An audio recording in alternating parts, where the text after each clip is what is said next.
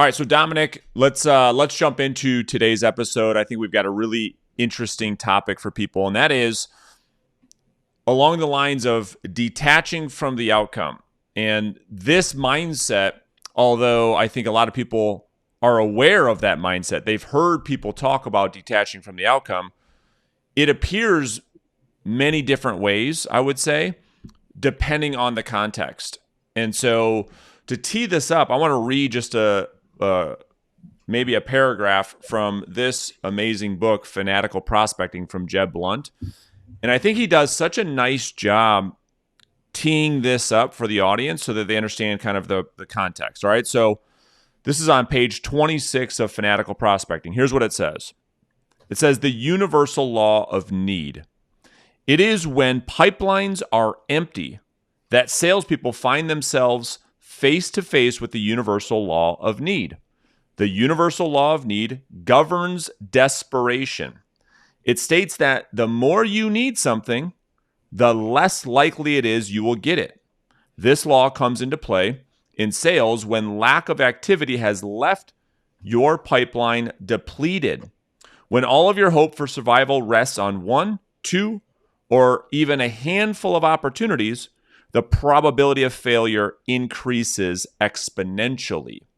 So it's just, I think Jeb Blount does such a nice job articulating that. And I think that's where this conversation starts. And so one of the questions you and I both often get from agents in our community, or that we work with or that we coach, you said this to me this morning. You said, this is a question that we get, right? How do I remain detached from the outcome when I really need the money? And that just tells me that there are people that are misunderstanding. They're kind of missing what detaching from the outcome means. So what would you want to add to kind of tee this up a little bit? And then we'll get into some nuance and some context. Yeah, absolutely. And that is a great quote from Jeb Blount that sums this up nicely. That book's on my shelf. So yeah, familiar. So this question typically comes, as Jeb points out, and you point out all the time, from a lack of activity, or in the case of a new agent or a newer agent, somebody that hasn't got a developed or developing pipeline. And the question came up in our coaching call the other day from a newer agent, and what I had to say to him and to anybody else who finds themselves in this situation, if you're already in it, or we can't talk about not getting yourself there if you're already in it, the things that we recommend to do when you find yourself in that situation is start putting yourself in front of as many people as you possibly can. And all of your scheduled working hours, if you're scheduled to work from 8 to 8, Monday through Saturday, then every single minute of that time you should be spending trying to put yourself in front of people who need your help. And the way you coach that is to start with high probability leads, expired listings, for sale by owners, absentee owners, people who might have a need right away. And when you've gone through that list, the next thing to do is put yourself in front of people who possibly could use your help sometime in the near future. Put yourself in an open house Friday, Saturday, Sunday. I think what we're talking about, Brandon, is crisis mode here. Put yourself in open houses on those days. And I tell people in our program all the time, the way to guarantee you're going to meet somebody is to go to an open house, set up your computer, and start making outbound phone calls. And I promise you, people will start coming into your open house, and you'll have conversations. So that's where we start helping people get through crisis mode. Yeah, and I think that people, based on what you said, it reminded me, and I've gotten that same question, is people I think are missing the meaning of detaching from the outcome. When someone says, how do I detach from the outcome when I really need the money? That tells me that person is taking the mindset of detaching from the outcome as they're letting themselves off the hook from succeeding. Here's what I mean. So if someone says, well, how does Why would I detach from the outcome? I actually want the outcome to happen. I want the sale. Why would I detach from that? I want the appointment. I want the lead. Why would I detach from that? The point that they're missing is, we'll break this down into two pieces, all right? So we'll break it down both with prospecting, and then we'll talk about detaching from the outcome on an actual appointment with the prospect itself, all right? So let's talk about outbound prospecting for a second.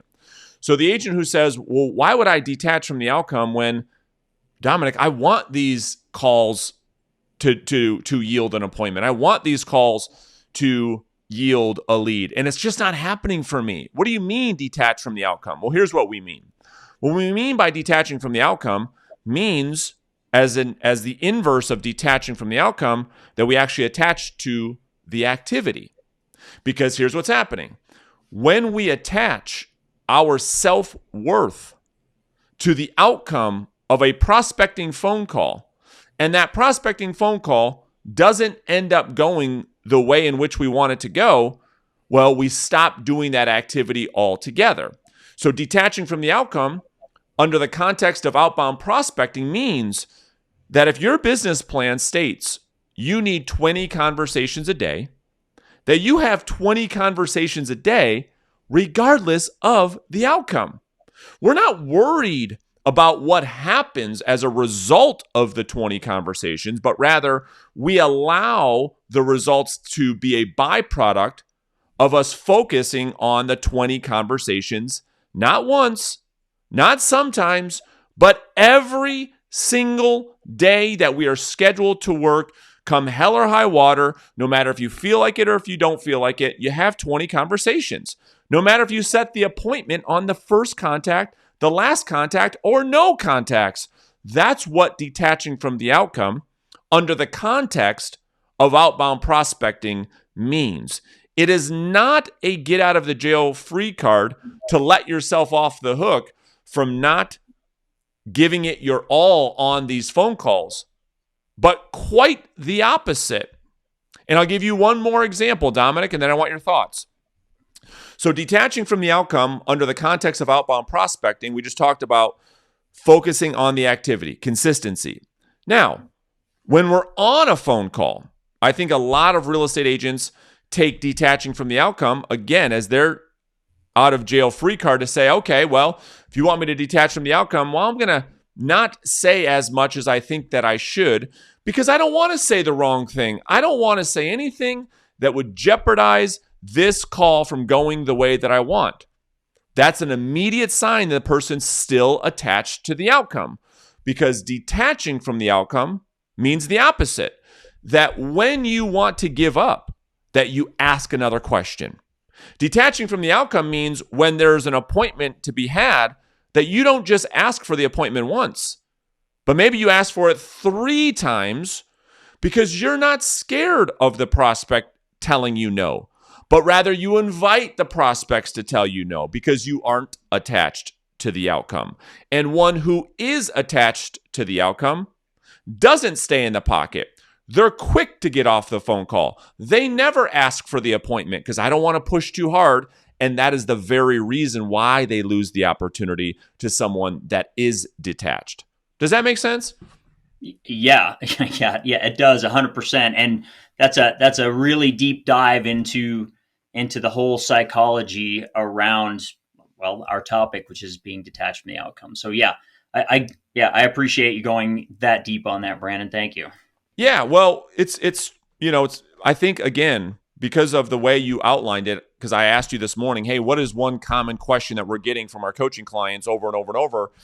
And again, I believe that when people hear detaching from the outcome, that they don't know what it means.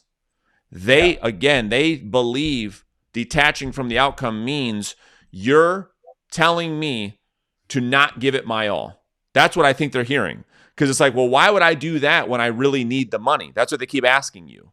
In all of these coaching sessions, they keep bringing that up. Why would I detach from the outcome when I really need the money? Or how do I detach from the outcome when I really need the money? Well, just like Jeb Blunt said, the more you need something, the less likely it is for you to get that thing. Because you won't say the right thing.